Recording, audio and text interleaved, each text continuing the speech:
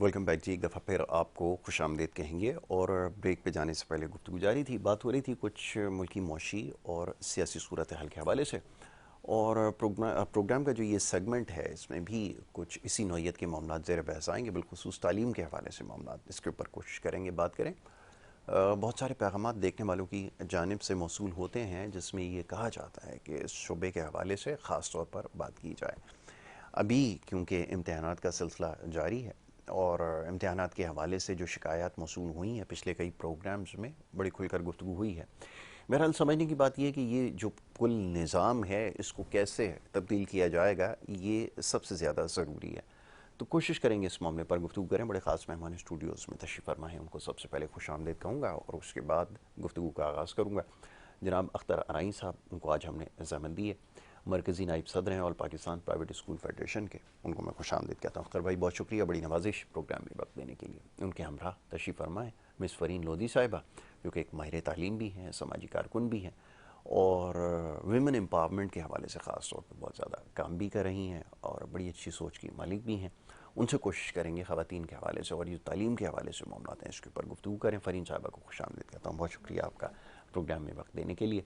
अख्तर भाई, गुफ्तगू का आगाज़ आपके साथ। सूरत हाल आपके सामने इस वक्त जितने पैगामात मौसूल हो रहे हैं वो इम्तहानात के हवाले से, और मैं समझना चाहूँगा कि तजर्बात तो बहुत किए जाते हैं, ताहम उसके बावजूद सूरत हाल में कोई खातिर खा बेहतरी नज़र नहीं आ रही। अब इम्तहानात के हवाले से क्या किया जाए? मराकज़ की शिकायत हैं और मराकज़ के अंदर जो कुछ मामलात हैं वो सबके सामने हैं। सोशल मीडिया की वजह से और न्यूज़ मीडिया की वजह से सुबह से लेकर शाम तक देख रहे हैं। सूरत हाल को बेहतर कैसे बनाया जाए? यहाँ तो सूरत हाल अभी है ये कि जो मैट्रिक बोर्ड हैं 3 दिन कबल इम्तहानात से पहले कोई नए मेरे ख्याल में चेयरमैन साहब आ गए।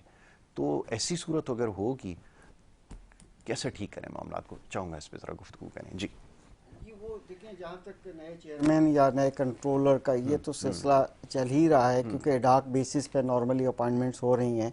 आर्जी चार्जेस दिए जाते हैं। जब किसी को भी एडाक बेसिस पे टेम्प्रेरी चार्ज दिया जाता है तो वो बड़े शौक और ज़ौक से जो है वो डेजिग्नेशन की सीट संभाल लेते हैं और उनको शौक भी होता है, और फिर वो ज़्यादा प्रेशर में भी आ जाता है। जो भी अथॉरिटीज़ होती हैं या जो दूसरी डिफरेंट टाइप की पावर्स हैं जो असरअंदाज होती हैं हमारे पूरे निज़ाम तालीम के ऊपर, एग्जामिनेशन बोर्ड्स के ऊपर, उनसे वो डरते भी हैं। ज़ाहिर है कि फिर वो कुछ अरसा रहते हैं, उसके बाद फिर चेंज कर दिए जाते हैं। तो ये सबसे बड़ा मसला तो ये है कि परमानेंट बेसिस पर हमें काबिल लोगों को अपॉइंट करना पड़ेगा या उनको डेजिग्नेशन देना पड़ेगा। सर्च कमेटी काम तो करती रहती है, मगर आज भी देखा जाए तो बोर्ड के अंदर जो है वो जो शॉर्टलिस्ट किए गए थे लोग, वो भी अभी तक चार्जेस संभाल नहीं सके। तो चलो अच्छी बात है। देखें, बात यह है कि कम काम तो हो, मगर सबसे बड़ी बात है कि कुछ कट ऑफ टाइम होगा। फॉर एग्जांपल आप कोई कंसाइनमेंट भेज रहे हैं, आपको इस्लामाबाद लाहौर भेजना है, आप कट ऑफ टाइम शाम 6 बजे का है, आप रात को 10 बजे वहाँ पहुँच जाएं कि जी ये सुबह पहुँच जाए, तो इट इज़ नॉट पॉसिबल।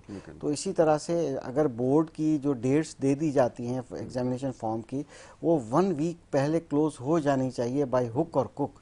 कुछ भी हो जाए उसको एक्सटेंड नहीं करना चाहिए, और 1 हफ्ता पहले सेंटर्स फाइनल हो जाने चाहिए, और उन सेंटर्स की बाकायदा तौर पे सिविल सोसाइटी के जो शराकत भी उसमें होना बहुत ज़रूरी है। एजुकेशनिस्ट को भी दावत देनी चाहिए कि वो सेंटर्स को विज़िट करें।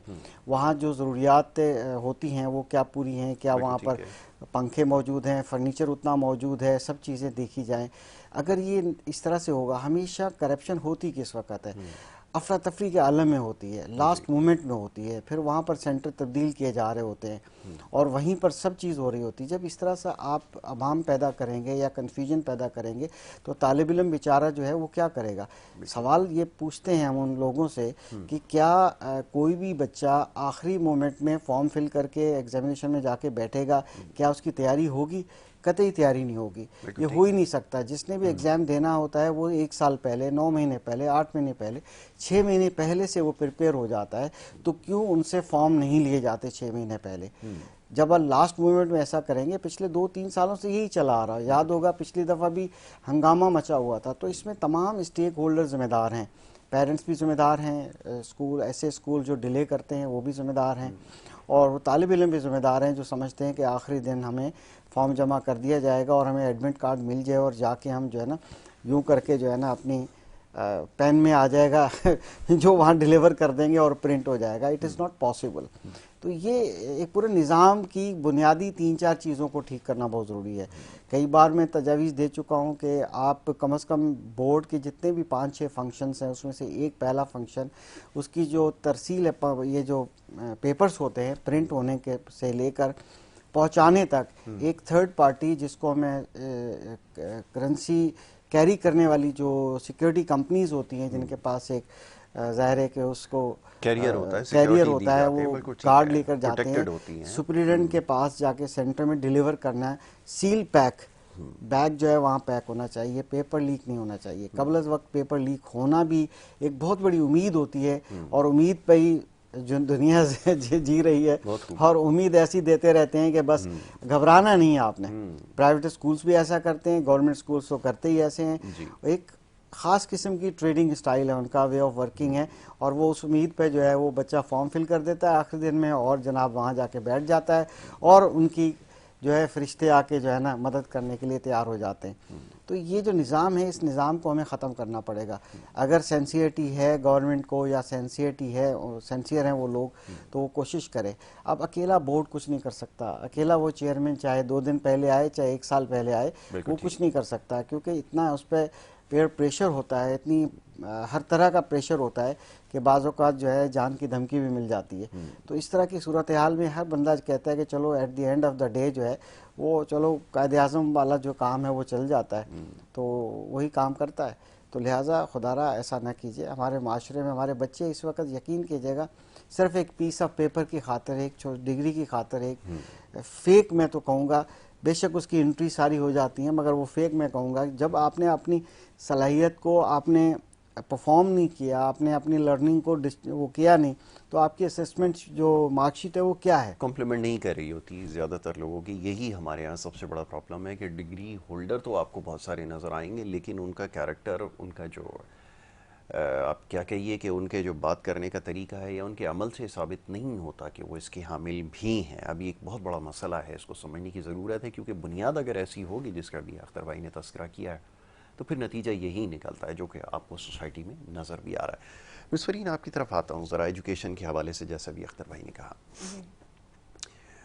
ख़वातीन का मामला थोड़ा मुख्तलिफ होता है, वो ज़रा मेहनत भी करती हैं, दिल लगी से पढ़ती भी हैं, दिल लगाकर, और फिर ये कि वो पोजीशन हासिल कर भी लें तो उनको कैपिटलाइज नहीं किया जाता। आप क्या समझती हैं कि कितनी ज़िम्मेदारी है सोसाइटी की कि उस टैलेंट को कैपिटलाइज भी किया जाए? ये बड़ी अजीब बात है। तमाम इंस्टीट्यूशन में देखता हूँ, किसी भी आप स्कूल में जाएँ, कॉलेज में, यूनिवर्सिटी में, पोजीशन होल्डर जो होंगी वो ख़वातीन होंगी लेकिन उनको कैपिटलाइज नहीं किया जा रहा। इस सिलसिले को कैसे बेहतर बनाया जाए? आपकी क्या इसके ऊपर आए, फरमाइए। बहुत शुक्रिया इस हवाले से बात करने के लिए मौका दिया आपने। और वुमेन एम्पावरमेंट पे मैं तो ये समझती हूँ कि सबसे पहले तो ये कि पाकिस्तान में, स्पेशली हमारे मुल्क में, 2 नज़रिए हैं, एक तरह से एक पॉजिटिव और एक नेगेटिव। तो पॉजिटिव वे को जो ना कभी भी नहीं देखा जाता, हमेशा नेगेटिव वे को ज़्यादा देखा जाता है। अगर जैसे आप टैलेंट की बात कर रहे हैं तो नो डाउट जिस तरह मर्द सब आगे हैं माशरे में, हर तरह से, हर लेवल पे, हर शोबे में, इसी तरह ख़वातीन भी बहुत ज़्यादा आगे हैं।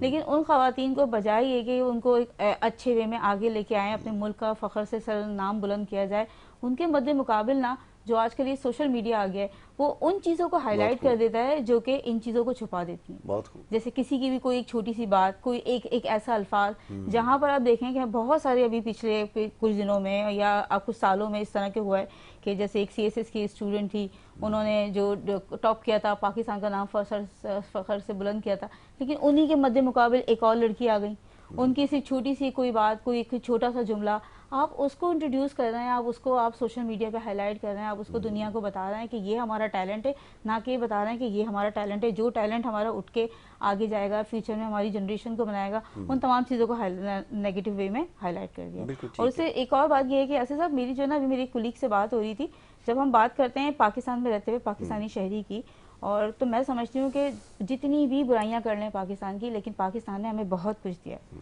बहुत। जब बात करें वुमेन एम्पावरमेंट पे तो सबसे पहले एक छोटा सा पॉइंट कि वो मुझसे यही अर्ज करे कि कहाँ फरहीन, कहाँ फ्रीडम है, औरतों को कहाँ फ्रीडम है। आप बात करती हैं वुमेन एम्पावरमेंट की कि आजकल इतना फ्रीडम दे दिया गया है, जगह जगह औरतों के लिए इतने सारे मौके दिए गए हैं कि अपनी मर्जी से काम भी कर रही हैं, आगे भी बढ़ रही हैं, पढ़ाई भी कर रही हैं। लेकिन आपने वो वाला वाक़या देखा है जहाँ पर औरत के साथ ये ज्यादती हो गई, जहाँ औरत के साथ ये बुरा हो गया। तो मैंने उनसे भी उस दिन यही बात कही थी कि पाकिस्तानी होने की हैसियत से जहाँ हम जिस मुल्क में रहते हैं ना, हमें खुदा का लाख लाख शुक्र अदा करना चाहिए। जहाँ कौम के इतने मसाइल हैं, जहाँ और बहुत सारी परेशानियाँ हैं, बहुत सारी मुश्किलें, वहाँ पर क्या ये ब्लेसिंग अल्लाह की कम है कि मैं अपने घर से निकली हूँ, फैमिली मेरी लिटरली अभी जो भाइयों ने जाना था वो चले गए, बाकी पेरेंट्स मेरे सो रहे हैं, लेकिन मैं बासलामत आपके स्टूडियो में भी बैठी हुई हूँ और यकीनन यहाँ से मैं अपने ऑफिस भी चली जाऊंगी। ना ही बीच में कोई बैरियर है, ना ही कोई मुझे रोक टोक करने वाला है। तो क्या इस वुमेन एम्पावरमेंट से कम कोई चीज है पाकिस्तान में? बहुत अच्छी बात है, इसको तो भी ये समझने की जरूरत है। ये एक पॉजिटिव वे है चीज़ जिसको लेकिन हाईलाइट करना बिल्कुल चाहिए, सही। इसको आगे बढ़ाना चाहिए। बहुत अच्छी बात है, बिल्कुल ठीक है। कम से कम ये ही सोचना शुरू करें, और अगर इस ज़ाविये से सोचेंगे तो फिर यकीनन चीज़ें आपके हक में जाएंगी और बेहतर नजर आएंगी। वगरना तनकीद करना, जैसा भी फरहीन ने कहा, कि बहुत आसान काम है। और ये इस वक्त यही कुछ हो रहा है, ख़ासतौर पे सोशल मीडिया का जो भी आपने तस्करा किया। सोशल मीडिया का जो इस्तेमाल है वो बड़ा गैर मामूली हद तक जो है वो बढ़ चुका है। अब चलने लगे हाथों इस पे भी बात कर लेते हैं कि सोशल मीडिया से अब लोग जो है ना, अब उनको समझ में आना शुरू हो गया, वो थोड़ी सी दूरी भी इख्तियार कर रहे हैं। तो ये आपके ख्याल में अच्छी चीज़ है या आप समझते हैं वक्त की ज़रूरत है? आपकी इसके ऊपर क्या राय है? चले मैं चाहूँगा मैं अपनी राय समझती हूँ कि बताइए। यासिर साहब टाइम वेस्टिंग है Time लिटरली। wasting मैंने है। आपके पहले ही प्रोग्राम में बात की थी और मैं हमेशा इस पे बात करना चाहती हूँ, क्योंकि चाहती हूँ कि बल्कि कुछ इस तरह बात हो जाए कि शायद ये बात लोगों तक फैल जाए। बहुत खूब। कंटेंट जो क्रिएट हो रहा है वही वाली बात है कि हम अपने बच्चों को अपने मोबाइल में, यकीन जाने मैं भी जब पूरे दिन की थकन से जब इंसान थोड़ा सा वो हो जाता है कि भाई रिलैक्स हो जाए, थोड़ा सा अपना मोबाइल देख ले, अगर स्क्रॉल करो तो फेसबुक पे क्या आ रहा है, वही 4-5 चंद चीजें, वही चीजें रिपीट हो जा रही हैं। जब वो मेरा माइंड इतना स्टक कर रही है, जब वो मुझे इतना एग्जॉस्ट कर रही है, तो हम अपनी न्यू जनरेशन को क्या दे रहे हैं? हमारे पास ऐसा कुछ है ही नहीं कि मेरा बच्चा मोबाइल खोले या किसी का भी बच्चा मोबाइल खोले या किसी लेवल का भी स्टूडेंट मोबाइल खोले तो उसको पता होगा अच्छा ये अपडेट है, यहाँ पे मैं कुछ नया कर सकता हूँ। हो सकता है आज मुझसे कोई गलती हो गई हो सकता है एग्जाम के दौरान हो गई हो सकता है स्कूल के दौरान हो गई हो सकता है पेरेंट्स से मैंने कोई गलत बात कर दी हो, तो कोई ऐसी अफलाही, कोई मतलब इस्लाह करने वाले ऐसे कोई प्रोग्राम्स नहीं है हमारे पास कि हम उन प्रोग्राम्स को प्रमोट करें। तो ये नेगेटिव इम्पैक्ट सोशल मीडिया का ज़्यादा है और वही चीज़ें हमारे सामने ज़्यादा आ रही होती हैं। ये भी एक बड़ी वजह है, इसको भी ज़रा समझने की ज़रूरत है, क्योंकि ये बड़ा इस वक्त फ़ी ज़माना सबसे अहम मौजू ये बन चुका है कि कैसे इससे अपने आप को दूर रखा जाए। दूर रखना तो तकरीबन अब नामुमकिन हो चुका है, तब महदूद कैसे किया जाए। अख्तर भाई, इम्तिहानात की तरफ वापस आएंगे।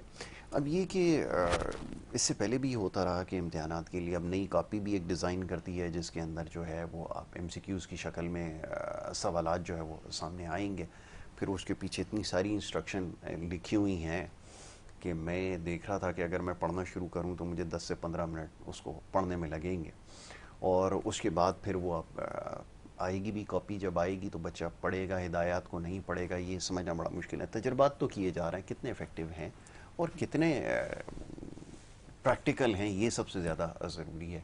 मैं चाहूँगा ज़रा इसके बारे में बताएं। जी, टेक्नोलॉजी का इस्तेमाल तो बहुत पहले होना चाहिए था, जो कि काफ़ी अर्सा पहले ट्राई कर रहे थे, बल्कि ये सिस्टम जो है परचेज करके बोर्ड ने 3 साल पहले अपने पास रखा हुआ था।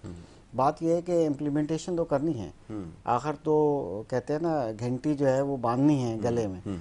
बात यह है कि क्या ये नई नस्ल टेक्नोलॉजी स्मार्ट नहीं है? टेक्नोलॉजी स्मार्ट है, वो अडॉप्ट कर लेगी, बहुत इजीली कर लेगी। सिर्फ यह है कि ओरिएंटेशन की रिक्वायरमेंट होती है, ट्रेनिंग की रिक्वायरमेंट होती है। इस बार मैट्रिक सिस्टम के स्कूल्स ने, बल्कि मैट्रिक बोर्ड ने 9 के मैथ के लिए ये स्टार्ट किया है कि जनाब आपने इस तरह से ये करना है। तो ये आगाज़ है, बहुत लेट है मगर अच्छी बात है और होना चाहिए। इसी तरह से इंटरमीडिएट के अंदर टेक्नोलॉजी होने वाली है। ज़ाहिर है कि ई मार्किंग बहुत इंपॉर्टेंट है ताकि मयार भी कायम हो और बहुत इंपॉर्टेंट है, मगर ये है कि हमें इसको डिमोटिवेशन नहीं करना चाहिए और हमें इसको लर्न करना चाहिए, अडॉप्ट करना चाहिए, मगर ये है कि बहुत स्लो प्रोसेस है। मेरे हिसाब से सईदुद्दीन मैट्रिक बोर्ड के चेयरमैन होते थे, उस वक़्त से ये प्लान्स चल रहे थे, मगर किसी न किसी वजह से टेक्नोलॉजी को अडॉप्ट नहीं किया जाता। उसकी कुछ वजूहत हैं, आपको पता है, वो जो है माफियाज़ कह लें उसको, वो मुनज़्ज़म तंजीमें कह लें जो ये काम करती हैं, उनको बहुत आसानी होती है। अब इसीलिए जो मैं पहले कह रहा था कि वक्त पे सेंटर बनाने नहीं दिए जाते, ठीक है, और फॉर्म वक्त पे भरे नहीं जाते। सेंटर्स जो है फाइनल करके पब्लिक किए नहीं जाते, प्रेस में दिए नहीं जाते, उसकी इंस्पेक्शंस होती नहीं है। प्राइवेट विजिलेंट कमेटीज़ को या प्राइवेट सोसाइटी को उसका हिस्सा बनाते नहीं हैं, बल्कि पेरेंट्स भी जिस यूनियन काउंसिल के हों वहाँ पर कुछ पेरेंट्स ऐसे हैं जिनको उसमें शामिल करना चाहिए। वो जाके देखें कि हमारे यूनियन काउंसिल के अंदर जो सेंटर्स हैं उसमें सेंटर्स में क्या वो बुनियादी ज़रूरियात मौजूद हैं, पीने का पानी मौजूद है, पंखे मौजूद हैं, फर्नीचर मौजूद है। लास्ट में टेंट लगा के अगर वहाँ बिठाया जाएगा, लास्ट में जो है नए नए एडमिट कार्ड इशू होंगे और फिर वहाँ पर सेंटर सुप्रिटेंडेंट के पास कह देंगे आप चले जाओ, ऑलरेडी वहाँ नंबर नहीं है, वहाँ सीटिंग 400 की है और आप वहाँ 600 स्टूडेंट भेज देंगे, फिर टेंट भी लगेंगे, फिर दरियाँ भी बिछेंगी, फिर कैटरिंग से कोई फर्नीचर भी आएगा। इस तरह की कैफियत में क्या एग्ज़ाम्स लिए जाएंगे? तो पूरा मुनज़्ज़म तरीके से काम करना बहुत ज़रूरी है, टेक्नोलॉजी का इस्तेमाल करना बहुत ज़रूरी है। अब रोल नंबर नहीं मिलता, अगर वहाँ पर वहीं पर एक सेंटर सुप्रिटेंडेंट को एक कोई डिवाइस दे दी जाए मोबाइल फ़ोन पे कि आप सेंटर में चेक कर लीजिए कि जी ये नया एडमिट कार्ड है, इसको अकोमोडेट करना है नहीं करना है, वहाँ बच्चे जो है दर-बदर घूमते फिर रहे होते हैं। तो अजीबोगरीब किस्म के मामलात हैं। अभी आइए हम देखते हैं कि ये जो इंटरमीडिएट के कराची बोर्ड ने एग्ज़ाम्स थोड़ा लेट किए थे, जो कभी 5 तारीख से 6 तारीख से शुरू होने वाले, इसके इंतज़ामात कैसे हैं। और अभी हमें होश के नाखून लेने होंगे हमारे बोर्ड्स को, हमारी गवर्नमेंट को, हमारे तमाम इदारों को जो उससे ताल्लुक़ रखते हैं, वहाँ सही इंतज़ामात करें। और हमेशा उंगली उठती है इसके ऊपर, हमेशा कहा जाता है कि जनाब वहाँ पर प्रॉब्लम्स बहुत ज़्यादा हैं, अब देखते हैं क्या फैसिलिटीज़ हैं। तो ये बहुत इम्पॉर्टेंट है। जब आपने लेट भी कर दिया, आपने टाइम भी ले लिया, अब आपने एग्ज़ाम शुरू भी किया, अभी भी पता चलेगा जनाब वहाँ लोड शेडिंग भी हो रही है, वहाँ फर्नीचर भी नहीं है, वहाँ ये चीज़ है, वो चीज़ है, सारे इश्यूज़ वहाँ मौजूद होंगे। और उसके अंदर बच्चे किस तरह से डिलीवर करेंगे जो उनके माइंड में कंफर्टेबल होंगे तो डिलीवर करेंगे, ये बहुत इंपॉर्टेंट है। टेक्नोलॉजी का अगर इस्तेमाल किया जाए, इसके मॉक एग्ज़ाम होने चाहिए थे सर। मैं तो कहता हूँ बहुत आसान है। आप टाउन सिस्टम पे जिस तरह आप लोग डिवाइड करते हैं, वहाँ पर एक क्लस्टर सिस्टम बना के किसी एक स्कूल के अंदर वहाँ के तमाम स्कूलों को बुलाकर उनके 9 मैट्रिक के बच्चों को एक मॉक एग्ज़ाम दिलवाया जाता है, इसकी एक प्रैक्टिस कराई जाती, जो आपने सवाल किया था कि जनाब ये एक नया जदीद तरीका है, आपने ये काम ऐसे करना है। तो इस तरह की चीज़ें होना बहुत ज़रूरी है। बिल्कुल ठीक है, लेकिन ये तब होंगी जब आपके पास सिस्टम एक होगा, एक मजबूत सिस्टम जब आपके पास नहीं होगा तो फिर इसी तरह के तजुर्बात किए जाएंगे। फिर मैं ये सोच रहा था कि ज़िम्मेदारी किसकी है सारी गुफ्तगू के दौरान, क्योंकि आपके पास तालीम की वजारत भी है, बोर्ड भी है। बोर्ड का काम तो महज इतना है कि सिर्फ इम्तहानात जो है वो करवा दे और वो कंटेस्ट करवा कर जो है वो निकल जाए बीच से। बाकी ये कि मिनिस्ट्री ऑफ एजुकेशन का एक रोल है। अब ये पता नहीं कौन अपनी जिम्मेदारी पूरी कर रहा है। जिनको इम्तिहान लेने हैं उनके इम्तिहानों की परफॉर्मेंस देखकर अंदाजा हो जाता है हमारे सिस्टम में इतनी गड़बड़ है सर। अब देखें, हमारा तालीमी इदारा अगर मैट्रिक का एक स्कूल भी है, हायर सेकेंडरी ना सही, सिर्फ मैट्रिक तक भी है, वो भी 2 मिनिस्ट्रीज़ के अंडर में आ रहा है अभी। क्योंकि अभी आपने एक मिनिस्ट्री बना दी बोर्ड्स और यूनिवर्सिटीज़ की। जब बोर्ड और यूनिवर्सिटी की मिनिस्ट्री सेपरेट बना दी है तो अब वो ज़ाहिर अलग फैसले कर रही होती है बाज़ औक़ात, और अक्सर औक़ात बल्कि मैं कहूँगा, और हमारे जो मिनिस्टर एजुकेशन है वो एक अलग फैसले कर रहे होते हैं। तो दोनों में बहुत तज़ाद भी होता है बाज़ औक़ात के, अब वो उसमें इंतज़ामी मामलात हैं। तो बोर्ड्स को तो एक ही मिनिस्टर के पास होना बहुत ज़रूरी था। अब बोर्ड के तमाम फैसले जो है वो अलग हो रहे होते हैं। फिर वहाँ पर जो यूनिवर्सिटी से ताल्लुक़ क्या है बोर्ड का, मैं नहीं समझता कि मैनेजरल पॉइंट ऑफ व्यू से कोई मिनिस्ट्री को जो है ना आधा जो है एजुकेशन मिनिस्ट्री का जो हिस्सा है वो ले लेना चाहिए अपने पास। असल मसले तो दूसरे हैं, वो तो आपको पता है क्या है, जिसकी वजह से सारा ये लोड शेयर किया जाता है कि जनाब लोड शेयर कर दिया जाए। नहीं, रिश्वत का चक्कर है ना, बस चलें और आसान करके समझा देते हैं ना। पैसा कमाना है यहाँ से भी मैनेज नहीं हो पाता ना सर, किसी एक ईमानदार मिनिस्टर से वो मैनेज नहीं हो पाता। जाहिर है फिर कोई और मिनिस्टर आए थोड़ा सा वो उसकी वो हक करे। बिल्कुल ऐसा ही है, ये हर किसी की ज़बान पर है सर उसका। अभी तो आप देख लेना, अभी सबसे बड़ी जो इशू है ना सर, जो पिछले कई सालों से आ रही है, ख़ास तौर पे पिछले 3 साल से, कि फर्स्ट ईयर में बच्चों को बहुत टाइट मार्किंग की जाती है और देखे बगैर, इतना ज़्यादा वो किए बगैर बहुत कम से कम नंबर दिए जाते हैं। और उसके बाद फिर क्या होता है कि वहाँ पर क्राउड हो जाता है, वो सप्लाई और डिमांड वाला चक्कर है ना। बिल्कुल आप सही। कस्टमर्स जब ज़्यादा हो जाए, माजरत के साथ मैं कस्टमर यही वर्ड यूज़ कर कस्टमर रहा ही, हूँ, बिल्कुल पर आप जब सही। ज़्यादा हो जाते हैं तो वहाँ रश बहुत होता है, फिर रश बहुत होता है तो रेट बढ़ जाता है चीज़ का। अगर सब्जी आलू जो है मार्केट में शार्ट हो गए हैं, शार्ट कर दिए जाएँ, तो फिर बताइए कि उसको ख़रीदने के लिए लोग ज़्यादा होंगे और फिर डिमांड बढ़ेगी तो फिर उसका प्राइस बढ़ेगी तो हाथों हाथ लिया जाएगा। बिल्कुल तो इस सही तरह है। के जो मामलात हैं वो एक्चुअली डिमांड एंड सप्लाई है। मैं यहाँ यही कहता हूँ, पेरेंट्स खामोश तो हो जाएं एक बार, डिमांड ही ना करें कि जी हमें आप मार्क्स चाहिए। आप देखिएगा नॉर्मलाइज हो जाएगा सब कुछ। हमें हमारे मुल्क का सबसे बड़ा ये कि वी आर नॉट यूनाइटेड। नहीं वो एक तो मिसाल अख्तर देते भाई, हैं। कथा कलामी की माजरत, ये मार्क्स की डिमांड तो इसलिए की जाती है ना कि जो डिजर्विंग बच्चे थे जिनकी 90% आई हुई थी उनको जानबूझकर फेल किया गया, वो इसी वजह से कि ये पैसे दें और ताकि इनसे वो बढ़वाएं। तो फिर इसमें क्या करें, वो बच्चा, उसका तो मुस्तकबिल दाव पे लगा हुआ है। कल्चर आपने इंट्रोड्यूस ही ऐसा करवाया। देखिए वो तो कल्चर है ना, मैं तो ये कहता हूँ आगाज से हमें आगाज से ये चीज़ का कल्चर डेवलप करना है कि बच्चों को मेरिट्स सिखाने हैं। स्कूलों में, तालीमी इदारों में भी ये चीज़ बहुत ज़्यादा हो रही है आजकल प्राइवेट सेक्टर के अंदर, मैट्रिक सिस्टम के अंदर, क्योंकि कैम्ब्रिज में उनको पता है यहाँ मेरिट है, ठीक है ना। वहाँ तो कोई दूसरा रास्ता इख्तियार लोग नहीं करते, माँ सवाए कि जी पास पेपर और ये वो तैयारी के शॉर्टकट ज़रूर मौजूद हैं, मगर वो मैट्रिक सिस्टम वाली चीज़ तो नहीं है ना। बिल्कुल सही। यहाँ उनको पता है कि जी आप सेंटर में भी कर सकते हैं। बड़े 5 तरीके मैं हमेशा बताता हूँ कि सबसे पहला जो तरीका है वो सेंटर का है, जी, जो सस्ता भी है किसी हद तक, और वहाँ पर वो कोशिश करके Effective कॉपी है, को फिल बिल्कुल करने सही की है। कोशिश करते हैं। तो इसमें भी बहुत से लोग, इसमें शराकतदारी है। अच्छा। बहुत आसानी से जनाब सेंटर्स के अंदर जो है ये चीज़ हो रही है कि वो पर पेपर जो है ना पैसे मांग रहे हैं। तो पैसे मांग क्यों रहे हैं? सबसे बड़ी बात है क्यों मांग रहे हैं? क्या इदारे वहाँ पर नहीं है? अगर डिस्ट्रिक्ट एडमिनिस्ट्रेशन देखें, वो अपनी कोशिश करती है, उनके पास नफरी कम है, फिर सेकंड सेंटर सुप्रिटेंडेंट हैं वो देख लें, फिर इस तरह करें कि हर बंदा उसमें दिखता ये है कि वो इंटरनली जो इन्वॉल्व है उसके अंदर, क्योंकि वो इस तरह के इकदाम नहीं उठाता, ज़्यादा सख्ती नहीं करता। हर किसी की अपनी मजबूरी भी है, बिल्कुल ठीक। वो मजबूरियां फिर रोने लग जाते हैं कि मेरे पास स्ट्रेंथ कम है, मेरे पास इतनी टीम बड़ी नहीं है, हम क्या करें, विजिलेंट कमेटीज नहीं है। बिल्कुल ठीक अब है। वहाँ पर तो ये गन लेके खड़ा हो जाना चाहिए, तो ऐसा तो पॉसिबल नहीं मुमकिन है। नहीं। बच्चे मोबाइल छुपा के लेके जा रहे हैं, वहाँ पर सब कुछ हो रहा है। पहले व्हाट्सएप के ग्रुप बने हुए हैं, अभी व्हाट्सएप ग्रुप के लिए बहुत बड़ा ऐलान हुआ था कि अगर कोई भी ये करेगा तो उसके लिए हम ये करेंगे। कुछ भी नहीं कोशिश कर तो सकते। की, मगर क्या कर सकते हैं सर? सिर्फ रिबन ही कट सकते हैं, Impractical बयानात ही है। दे सकते हैं। बयानात से देखे वो आगे तो कुछ बढ़ता नहीं बिल्कुल है। ठीक तो है। लिहाजा हमारे पेरेंट्स को चाहिए कि खुदारा वो ना करें। देखिए अपने बच्चों को काबिल बनाने की बात करें सर। ये मैं नहीं समझता कि पीस ऑफ पेपर जो है एलिजिबिलिटी तो आपकी बना देंगे 85% लेके या वॉटेवर, मगर एडमिशन टेस्ट भी तो देने जाएंगे ना। प्रॉब्लम यही है ना, आप इसको स्टेटस को नहीं तोड़ सकते। आपके यहाँ जो कल्चर है ना, आपके यहाँ नौकरी हो, कोई भी चीज़ हो, वो तो बगैर सिफारिश के पूरा वैसे भी नहीं कल्चर है होती। आप किस किस को वो करेंगे? अगर आप ये उनको ठीक करेंगे तो खुद ब खुद लामहला ये भी चीज़ ठीक हो जाएगी।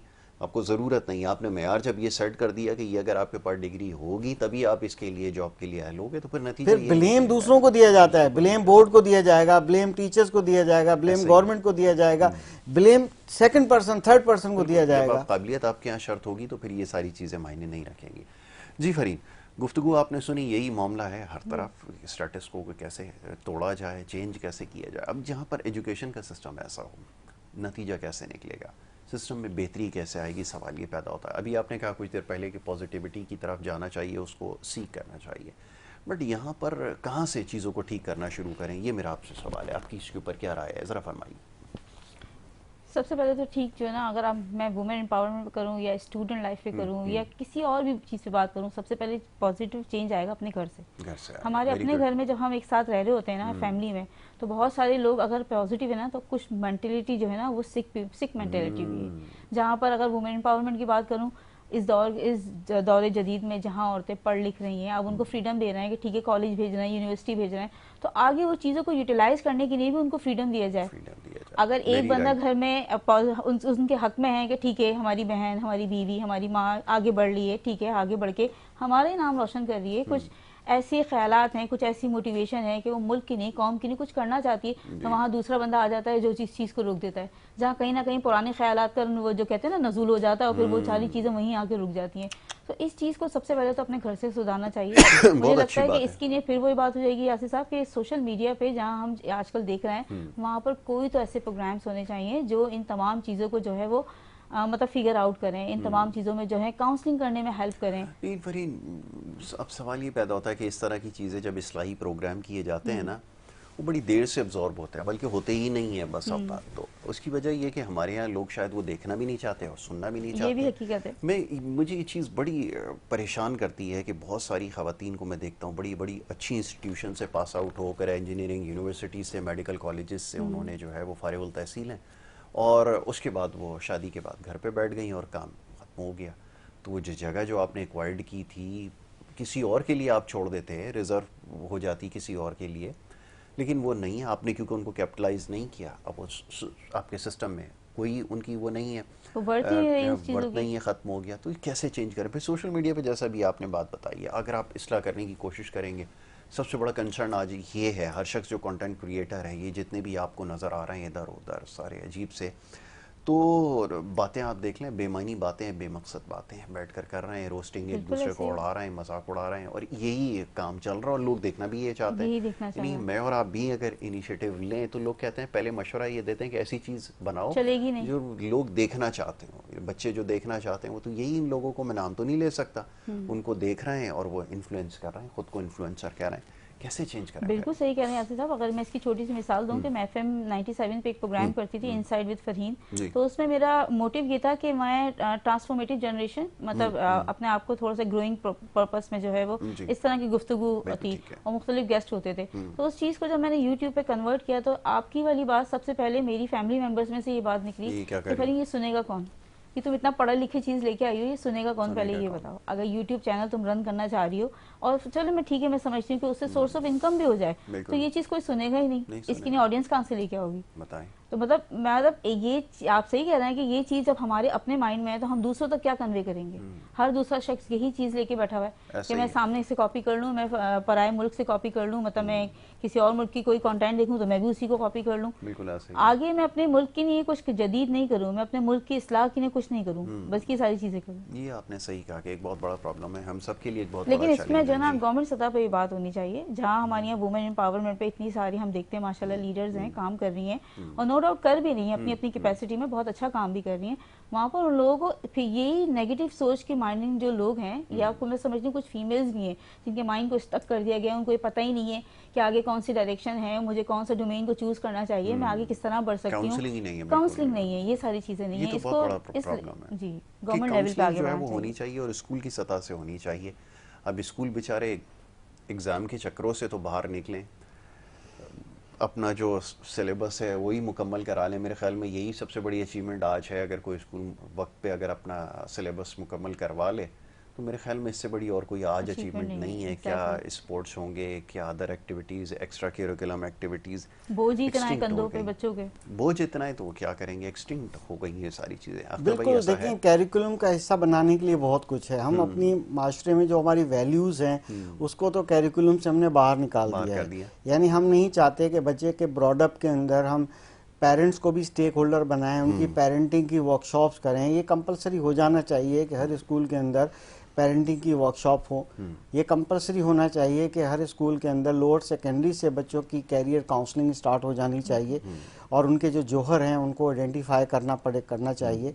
स्कूल्स के अंदर डिफरेंट क्लब्स, एक्टिविटी क्लब्स बना देने चाहिए, जिसकी जहाँ पर इंटरेस्ट है उस क्लब का मेंबर बने और वो उस एक्टिविटीज़ में पार्टिसिपेट करे। बेशक एवरी सैटरडे उस क्लब्स की मीटिंग रखी जाए और उनकी गैदरिंग्स की जाए, उनकी एक्टिविटीज़ की जाए। तो ऐसी पॉलिसीज़ गवर्नमेंट को बनानी पड़ेगी, प्राइवेट सेक्टर को हौसला अफजाई करनी पड़ेगी। हमने कई बार all Pakistan private school federation की तरफ से इस तरह की कोशिश की है, मगर वही बात है जैसे कि इन्होंने फरमाया कि हमें पेरेंट्स ही सपोर्ट नहीं करते। अगर कोई अच्छी चीज़ है, अगर कोई यूट्यूब पे भी आ रही है तो वाकई हकीकत है, क्योंकि जब पॉजिटिव माइंड और नेगेटिव माइंड की आपने बात की, बिल्कुल ठीक है। जब हमारे माशरे में नेगेटिविटी बहुत है, हम लोग ये नहीं देखते कि ये वैल्यू ऐड करेगी या वैल्यू हमें डाउन करेगी, हमारी मॉरली हमें या हमें कहाँ लेके जाएगी। एज अ नेशन भी हम मॉरली कहाँ खड़े हुए हैं, बहुत पीछे खड़े हुए हैं। हम इतना ज़्यादा बूस्ट मिल जाता है, चीज़ें वायरल हो जाती हैं वो जो हमारे माशरे में बिगाड़ पैदा करती हैं। हम रिगार्डलेस के उसको बस देखते जा रहे होते हैं, सब कुछ करते जा रहे होते हैं और फिर उसके बाद उसी का इम्पैक्ट पड़ता है। तो हमारी यूथ जो होती है, बेसिकली होता क्या है कि चाइल्ड जो है ना, जिस इन्वायरमेंट में आंख खोलता है उसी इन्वायरमेंट से लर्न करना शुरू करता है। जब उसका 0 to 6-7 ईयर का जो एब्जॉर्बेंट माइंड पीरियड होता है, उसी के अंदर बैठ के वो ऐसी चीज़ें देख रहा होता है, अगर मदर बैठ के ड्रामे देख रही होती हैं, एडल्ट ड्रामे हैं स्क्रीन टाइम के अंदर, या कोई ऐसी चीज़ें देख रही हैं, बच्चे वहीं देख रहे हैं और वहाँ अपने एनवायरनमेंट में सब कुछ देखते हैं। जब वो घर की चार दीवारी से बच्चा बाहर निकलने लगता है, तालीमी इदारे में जाने लगता है या नेबरहुड में जाने लगता है, कम्युनिटी में जाता है, तो उस एनवायरनमेंट में जो कुछ हो रहा है वही सीखेगा।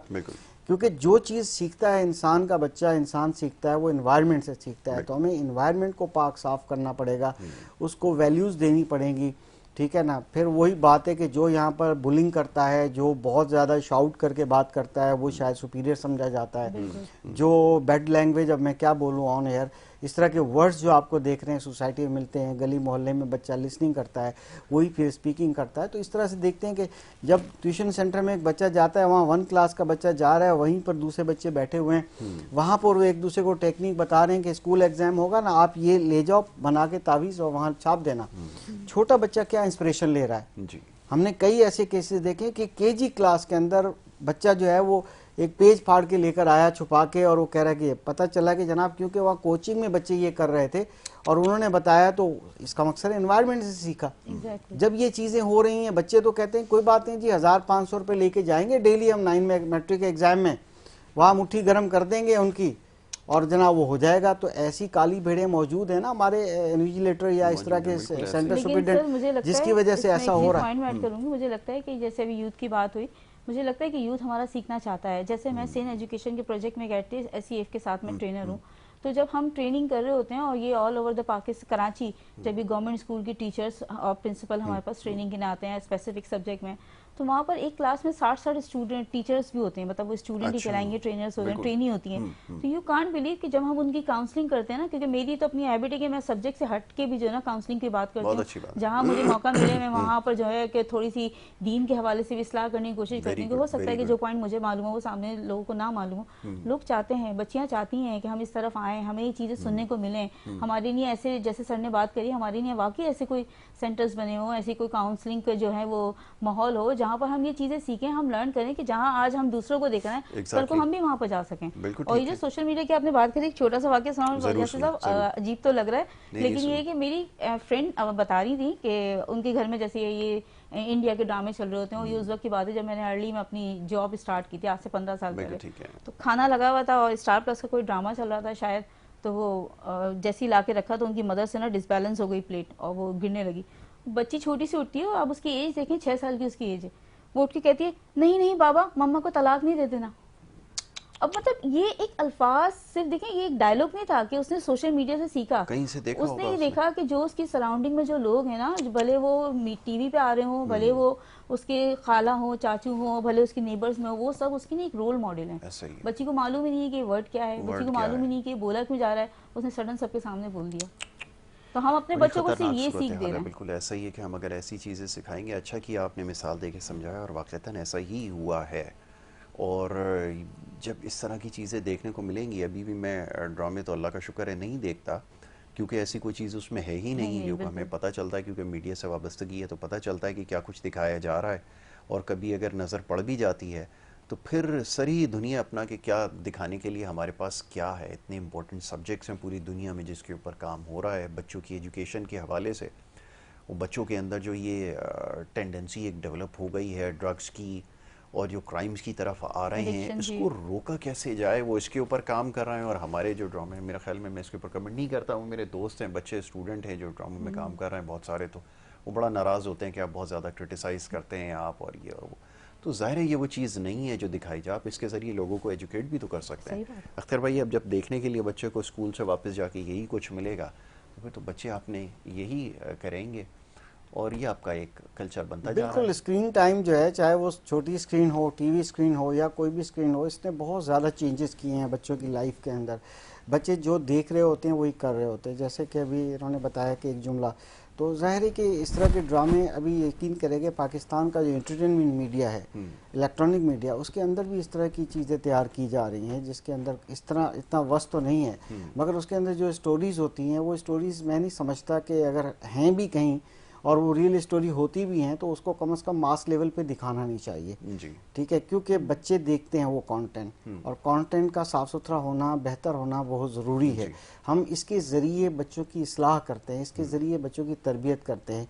तो जो यंग जनरेशन है, अपकमिंग जनरेशन है, अगर ये चीज़ें देख रहे होंगे कि हमारे ड्रामे भी ऐसे चल रहे हैं, पड़ोसी मुल्क के ड्रामे भी ऐसे चल रहे हैं, और इस तरह की सोशल मीडिया पे तो बेलगाम सिस्टम है सर। ऐसी ऐसी छोटी छोटी शॉर्ट्स चल रही होती हैं कि जिसमें अजीबोगरीब किस्म की चीज़ें हैं। फिर वो इतना इंटेलिजेंट सिस्टम आ गया है कि एआई ने कमाल कर दिया है कि आप अगर 3 सेकंड या 4 सेकंड एक चीज़ रील देख लेते हैं ना, उसके बाद उसी तरह का कंटेंट आने लग जाता है। तो अभी इतनी 1-2 सेकंड के अंदर तो उसको आगे नहीं कर सकता ना। बाज़ों का गलती हो जाती है, एडिल्ट से आपसे हो जाती है कि एक नज़र सिर्फ थोड़ा सा 3-4 सेकंड 5 सेकंड गुजरे नहीं तो उसके बाद उसी तरह की चीज़ें आने लग जाती हैं। तो बात यह है कि यही चीज़ बच्चों के साथ हो रही है। जो बच्चे जो है वो जाहिर है कि फिर वो ऐसा कंटेंट जब देखते हैं तो जाहिर है फिर वो उसमें वो हो जाते हैं। तो हमें बच्चों के लिए, दूसरा मैं तालीमी इदारों की ही बात करूंगा कि तालीमी इदारों में यकीन कीजिएगा, मुझे बड़ा अफसोस पिछले दिनों में हो रहा था कि अक्सर स्कूलों में ये रिपोर्ट आ रही है कि हम जब इनसे प्रैक्टिकल्स ले रहे होते हैं तो हमें बच्चे कहते हैं सर एक प्रैक्टिकल हमें बता दीजिए। यानी कि एक तो बोर्ड ने ये बहुत बड़ी सुस्ती की है, इस तरह से नहीं होना चाहिए था। उसमें स्ट्रिक्टली इवन मैं अवार्ड लिस्ट के अलावा जो कॉपी होती है वो भी मंगवानी चाहिए थी। पिछले 2 साल से कॉपी नहीं मंगवाई जा रही, सिर्फ अवार्ड लिस्ट। अब टीचर की मर्जी है, स्कूल की मर्जी है कि वो बगैर असेस किए, बगैर प्रैक्टिकल लिए भी नंबर, रियलिटी है, मैं ऑन एयर कह रहा हूँ, मैं तो सच्चा आदमी हूँ, मैं सच्ची बात करता हूँ, तो वो 15 नंबर 14 नंबर वैसे ही दे देते हैं। जब ऐसा दिया जाएगा, देखिए सिर्फ रोट एजुकेशन पे हम की तरफ ही जा रहे हैं, हम अमली एजुकेशन की तरफ जा ही नहीं रहे हैं कि प्रैक्टिकली भी कुछ लर्न करता है बच्चा। फिर दूसरी चीज़ एक मुशाहिदे में आई है, कुछ अरसे से जो मॉक एग्जाम की तरह प्रीलिम एग्जाम्स लेते हैं स्कूल 9-10 के, उसमें बच्चे एब्सेंट होते हैं, एग्जाम नहीं देते जी। बड़ी अजीबोगरीब किस्म की बातें रिपोर्ट में आ रही हैं कि जनाब वो बच्चे, माएँ आके कहती हैं या पेरेंट कहते हैं कि बच्चा कह रहा है मैं बोर्ड एग्जाम की तैयारी कर रहा हूँ तो मैं स्कूल एग्जाम नहीं देना चाह रहा। तो मैं बड़े हंसता हूँ। और फिर ऐसे टीचर्स हमारे जो ऐसे मुखलिस लोग होते वो कहते हैं हम इसी बोर्ड का तो एग्जाम ले रहे हैं ताकि आपकी तैयारी को असेस किया जा सके कि आपकी प्रीलियम इन स्कूल एग्जाम्स के अंदर कितनी तैयारी नजर आ रही है।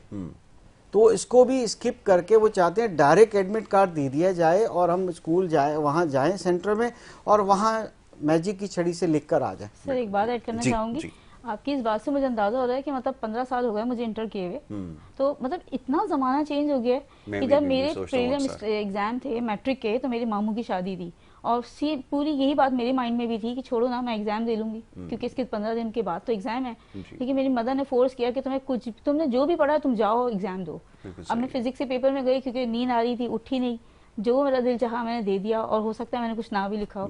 तो जब मैं एडमिट कार्ड लेने गई हूँ तो यकीन जाने, अगर शायद हो सकता है मुझे कभी सुन लें मिस जहरा, मैं आज भी उनकी शुक्रगुजार हूँ कि जब मैं गई हूँ तो मेरी फिजिक्स की टीचर थी मिस जहरा, उन्होंने बोला कि फरहीन को पहले मेरे पास भेज दो। और जब मैं गई हूँ तो उन्होंने मुझे डायरेक्ट नहीं, मैं अपनी खाला को लेके गई थी, उन्होंने मेरी शक्ल देखी, मैंने सलाम किया, उन्होंने रख के थप्पड़ दिया। वो मेरी जिंदगी का सर पहला थप्पड़ था और मुझे लगता है कि अगर वो थप्पड़ नहीं पड़ता तो शायद मैं कभी आगे नहीं बढ़ती, हो सकता है मैं वहीं स्टक हो जाती, क्योंकि मार्क्स ही इतने 75 में से 7 मार्क्स थे तो जाहिर सी बात है थप्पड़ तो पड़ने वाली बात थी। और अगर पेरेंट्स होते तो वो तो कुछ और भी सजा दे सकते थे। उन्होंने मतलब ये कहा मुझे कि तुम इतनी नालायक हो गई हो कि तुम 75 में से 7 नंबर लाई हो ना, मेरे को एक्सक्यूज सुने कि मेरे मामू की शादी है, क्या है क्या नहीं है। उनके आने के बाद वो एक सेल्फ गिल्ट था कि मेरी खाला के सामने थप्पड़ पड़ गया। तो जब मार्क्स लिए तो माशाल्लाह 75 में से मैंने 73 मार्क्स लिए। लेकिन ये कि उनकी इस थप्पड़ की वजह से, ना ही इस पे मेरे पेरेंट्स ने आर्ग्यू करा।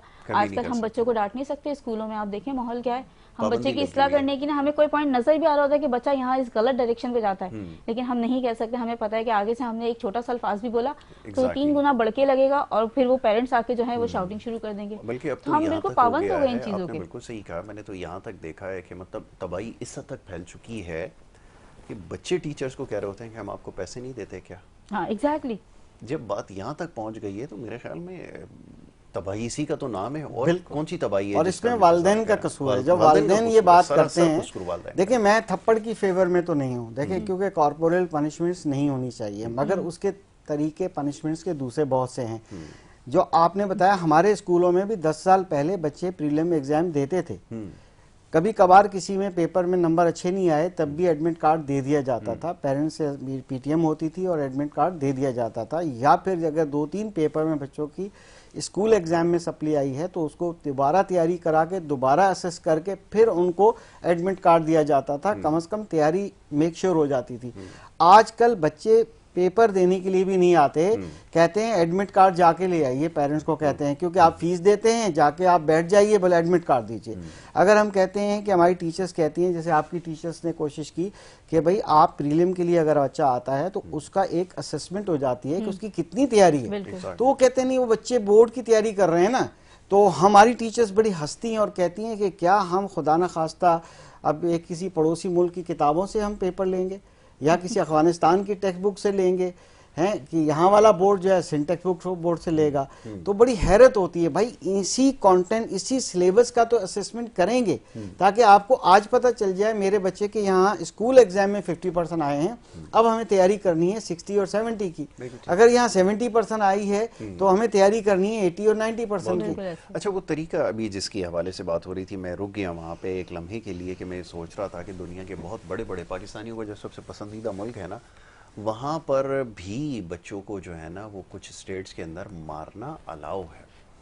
और मैं भी सोच रहा था इस सारी गुफ्तगू के दौरान कि वो बच्चे अच्छे निकले जिन्होंने उस्तादों की मार खाई है, या वो ये वाले बच्चे, इनसे आप मुकाबला करके देखिए आपके और हमारे ज़माने के अंदर जिन्होंने वाक़तन मार, आपका तो नहीं पता लेकिन मैंने ज़रूर खाई है। तो मुझे उससे बड़ी मदद मिली और मैं आज सोचता हूँ, मैं इस जगह पे जैसे फ़रीन ने कहा कि अगर वो नहीं हुआ होता तो मैं शायद अच्छी स्टूडेंट नहीं बनी होती है, मैं अपने ऊपर भी मेरे अप्लाई होता है। तो मैं अगर आज के बच्चे से अपना मवाजना करता हूँ तो फिर ज़मीन आसमान का फ़र्क है, क्योंकि मैं जो ये बच्चे आज जो काम कर रहे हैं, टेक्नोलॉजी को तो एक तरफ रख देते हैं, आदाब के हवाले से, सलीक़े के हवाले से घर में भी सिखाया जाता था, सारी चीज़ें बताई जाती थी। किसी से मिलना है तो कैसे मिलना है, कहीं बैठना है तो कैसे बैठना है, किसी से बात करनी है तो आवाज़ कितनी होनी चाहिए, बड़ों से जब बात करें तो किस तरह करें, छोटों से करें। तो आज का बच्चा तो बिल्कुल आ रही है। अर्ली ईयर से लेकर बच्चों को जो लाड प्यार मिला है, जो उनको फैसिलिटीज़ मिली हैं, उन फैसिलिटीज़ ने जो है ना काम ख़राब किया है। अगर फॉर एग्जांपल मेरे बच्चे थे, अगर मैंने अपनी बेटी को जाके इंटरमीडिएट के एग्ज़ाम के बाद मोबाइल लेकर दिया, वो भी छोटा जिसमें सिर्फ मैसेज हो सके, और उसके बाद दूसरे बच्चे ने कहा कि जब 9 में आया कि मुझे मोबाइल चाहिए। आजकल ये हालात है कि क्लास 2 के बच्चे को भी लोग गिफ्ट दे रहे हैं स्मार्टफोन। बिल्कुल ऐसे। जब ऐसा करेंगे तो बच्चे तो बिजी होंगे। नहीं, अब ये तो अख्तर भाई एक बड़ी बहस है। अब मैं अगर अपनी मिसाल दूं ना, तो जब बच्चे को जिस उम्र में साइकिल दी जाती थी, मुझे उस वक्त गाड़ी मिली, लेकिन मैं उसके बावजूद बस में लटक कर जाया करता था कॉलेज। क्यों? क्योंकि मुझे बताया गया था कि किस तरह आपको मिली है और इसकी वजह क्या है। तो तरबियत भी तो होती है, कोई कब यूज करनी है, क्या करना है। तो मेरे पास तो अल्लाह का शुक्र है वो सारी चीजें थी जो आज किसी बच्चे के पास नहीं है, लेकिन मैंने कभी उनको स्पॉइल नहीं किया, कभी उसका गलत इस्तेमाल नहीं किया, कभी इन सारी चीजों को मैंने इस तरह से वो नहीं है। मैं अपनी बात कर रहा हूँ क्योंकि तरबियत थी पीछे। तो वो मुहावरा दुरुस्त है कि देखें, खिलाएं सोने के चमचे से मगर शेर की आंख से देखें। जब वो पेरेंट्स नहीं कर पाते और वहीं पर देखें वो पैम्परिंग शुरू हो जाती है, बच्चों से प्यार शुरू हो जाता है, पानी उठ के, यानी कि बच्चे को बड़ा, आजकल बच्चे 20 साल के सर पराठे मामा बना के दे रही हैं, जी आलू पराठा खाने, आज मेरी ये फरमाइश है, और वहीं रखा है, वहीं पड़ा हुआ, और गिलास उठ के पानी नहीं पीते।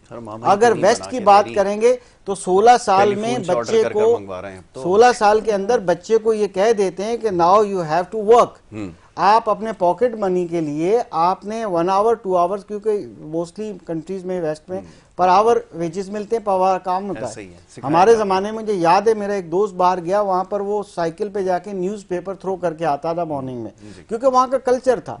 यानी इंटर्नशिप हो जाती थी 16 और 18 के दरमियान में, और 18 साल के बाद, 18 साल का जैसे ही बच्चा होता है वहां पर उसको कहते हैं okay now you go out. अब अगर आपने हमारे साथ रहना है तो यू हैव टू पे the rent for the room, और आपने जितने भी फूड में सब में आपने शेयरिंग करनी है। और वहां अपना काम खुद करना सिखाया जाता था, डिश वॉशिंग से लेके क्लोथ वॉशिंग से लेके हर काम। जब बच्चे को हम काम करने की, इंटर्नशिप है ये टीन एज का ये वो पीरियड है जिसमें इंटर्नशिप है। आजकल इंटर्नशिप क्या दूर की बात है, हम टीन एज अपने लाड प्यार में बाइक लेके लेके देते थे, गाड़ी लेके दे देते हैं, मगर वो शेर की आंख रख नहीं सकते। नहीं रख सकते, बिल्कुल ऐसा ही है। मगर सर क्योंकि सिर्फ वो- सॉरी जी टू से सिर्फ शेर की आगे ये वाली नहीं, अगर मैं अपने सिस्टम की बात करूं, क्योंकि मैं भी शोबा तालीम से 20 साल से वाबस्ता हूं, तो हमारे सिस्टम में ना ऐसा कोई भी चीज़ नहीं है कि हम अपने बच्चे को ना step by step practical way में लेके जा रहे हैं। जैसे सर ने बात करी 18 साल की उम्र की, 18 साल तक तो हमारे बच्चे को पता ही नहीं होता कि उसका गोल क्या है, Exactly. उसकी एक्चुअली उसने क्या अचीव करना है, उसका माइंडसेट क्या है, उसको अपनी डेस्टिनी नहीं 25 पता, साल तक भी नहीं पता होता, 18 साल वो तो क्या यही उसको पता ही फजूल नहीं। ये सारी चीजें देख रहा है, और इन्हीं की चीजों को देखते हुए कभी सोशल मीडिया, कभी फ्रेंड सर्कल में, कभी किसी गैदरिंग में वो अपने आप को आगे बढ़ा रहा है और उस टाइम वेस्ट कर रहा है। जब एक्चुअली यूनिवर्सिटी करने के बाद बड़ी बड़ी यूनिवर्सिटी में चले जाओ तो वहाँ भी थ्योरी पैटर्न ज्यादा है, जी कोई theory ही इंटर्नशिप है का बिल्कुल। प्रोग्राम नहीं है, अप्रेंटिसशिप का कोई प्रोग्राम नहीं है कि हम अपने बच्चों को अगर यूनिवर्सिटी से निकालें तो उसको पता हो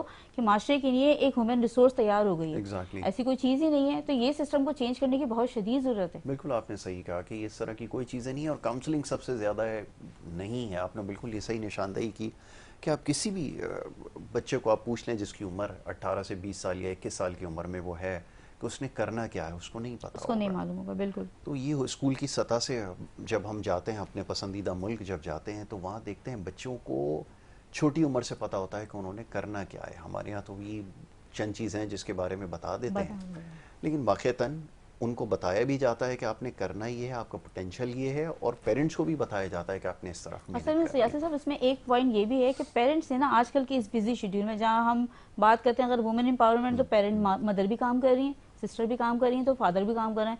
बड़ी बड़ी महंगी महंगी फीसें देके अच्छे अच्छे स्कूलों में मोटी मोटी किताबों के साथ हमने अपने बच्चे को छोड़ दिया बिल्कुल ऐसा ही और है। हम ये समझते हैं कि वहाँ से हमारा बच्चा वो सारी तरबियत वो सीख के आ जाएगा, ज़मानत है जिसमें उसकी, अखलाकियात भी बिल्कुल सही है। मौजूद है, जिसमें वो सारे गुर मौजूद हैं जो हमें एक्चुअली सिखाना चाहिए। अल्लाह ने हमारी जिम्मेदारी दी है। बिल्कुल ऐसा ही तो है। जब हम अपने बच्चे पे नजर नहीं रखते, हमने देखा अच्छा रिपोर्ट कार्ड आ गई, ठीक है भाई, पास हो गया, प्रमोट हो गया, अव्वल आ Very गया, good. आगे चला गया, बस यही उसकी जिंदगी, हम समझ रहे हैं कि हमारे बच्चे की That's ने it. आगे यही उसको उसके लिए सिखाते फायदेमंद रहेगा। है। ठीक है अख्तर भाई, वक्त मेरे पास बिल्कुल ख़त्म हो गया।